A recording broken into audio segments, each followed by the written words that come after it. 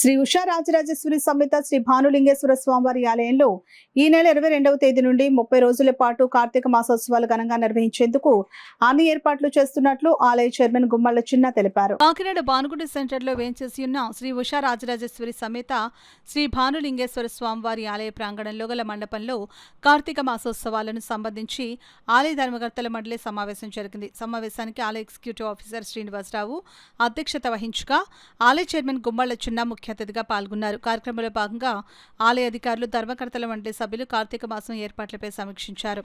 ఎజెండాలోని అంశాలను ఒక్కొక్కటిగా చర్చించి తీర్మానాలను ఏకగ్రీవంగా ఆమోదించారు.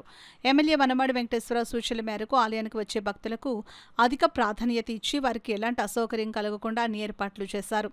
అదేవిధంగా కార్తీక మాసం నెల రోజుల పాటు ఆలయానికి వచ్చే భక్తులకు భోజన సదుపాయం కల్పిస్తున్నారు. నెల రోజుల పాటు జరిగే అన్నప్రసాద వితరణకు దాతలు ఉదారంగా విరాళాలు అందించాలని కోరారు. ఈ సందర్భంగా ఆలయ చైర్మన్ గుమ్మళ్ల చిన్న మాట్లాడుతూ ఆలయంలో అన్ని ధార్మిక కార్యక్రమాలు అర్చక స్వాముల సూచనల మేరకు శాస్త్రోక్తంగా జరుగుతాయని చెప్పారు. దర్శనానికి వచ్చే భక్తులకు తక్షణం దర్శనం కల్పించేందుకు ప్రత్యేక క్యూ లైన్లు ఏర్పాటు చేశామని అన్నారు.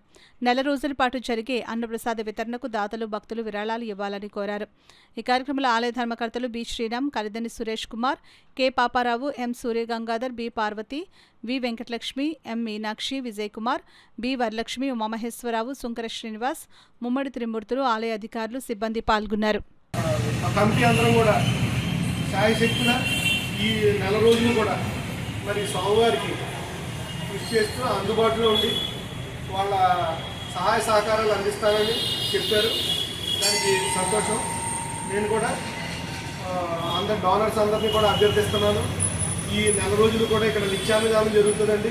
అంటే రోజుకి 1000 మందికి నిత్యాన్నదానం జరుగుతుంది. స్వాములకి, భవానీలకి, 1000 మామూలు భక్తులు కూడా నిత్యాన్నదానం జరుగుతుంది.